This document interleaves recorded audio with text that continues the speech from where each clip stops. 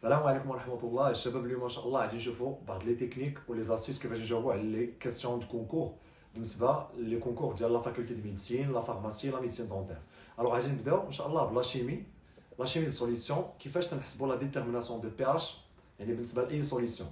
كيف تتعرفوا في الباك شفنا اسيد افيك لو بعد لا رياكسيون شفناها في اسيد باز. الوغ غادي نحاولوا اليوم نشوفوا دي نوسيون دو كور اللي جداد ما كانوش عندنا في لو كادر ريفيرونس الباك ولكن تيكونوا بزاف في لي كيسيون تاع الكونكور. الوغ غادي نبداو اول حاجة acide avec l'eau, on a fait deux cas de situation. Soit l'acide, tu connais un acide faible, soit tu as un acide fort. Acide fort. Donc, acide avec l'eau, on a fait deux cas de figure. On distingue deux cas de situation. Alors, il y a un acide fort. Un acide fort, qu'est-ce que ça veut dire un acide fort? Ça veut dire un acide qui est dissocié totalement dans l'eau. Alors, acide dissocié totalement dans l'eau. يعني الحمض اللي تيدوب كليا في الماء هو الحمض قوي بالعربيه. الا كان تيدوب كليا في الماء بحال مثلا ناخذوا لاسيد دو كلورير ديدروجين HCl. خدينا ليكزومبل دو HCl. الوغ HCl فاش تنديروها افيك لو دونك تتكون اون سول فليش. لا رياكسيون تتكون توتال، سون رياكسيون توتال تكون اون سول فليش. الوغ تعطينا لا باز conjugué de HCl et Cl- plus H3+. Alors, c'est un acide fort. Alors, pour déterminer le pH de cette solution, il faut directement utiliser la relation pH égale à moins log H3+. Alors, acide dissocié totalement dans l'eau.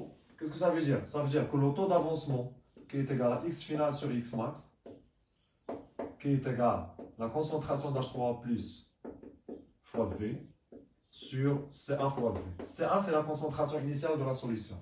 Alors, je vais V avec V, tu vas directement, tu vas H3O+ sur CA égale à taux. Lié à 1. Acide dissocié totalement dans l'eau, ça veut dire le taux d'avancement est égal à 1. Donc, CA ou H3O+ est égal à CA. Alors, dans la situation, il y a un acide fort, tu as le pH, sachant que, par définition, le pH d'une solution aqueuse est égal à moins log H3O+. Alors, on est de la situation, on va trouver le pH égal à moins log Ca. Voilà. Donc, on a le droit d'utiliser cette relation directement une fois on a l'acide c'est un acide fort. Alors, il y a un acide faible, ça veut dire que le taux d'avancement est inférieur à 1. Le taux est inférieur à 1. Là, le taux est égal à 1. Il y a un acide fort, c'est totalement dans l'eau. Il y a un acide faible, par exemple la situation de AH+, par exemple AH plus H2O, ça donne A-, la base conjuguée, plus H3+.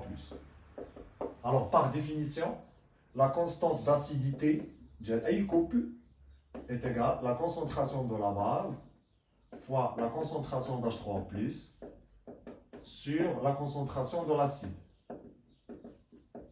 Les fins de la situation, la base est A-, à l'état final, c'est la concentration d'H3+.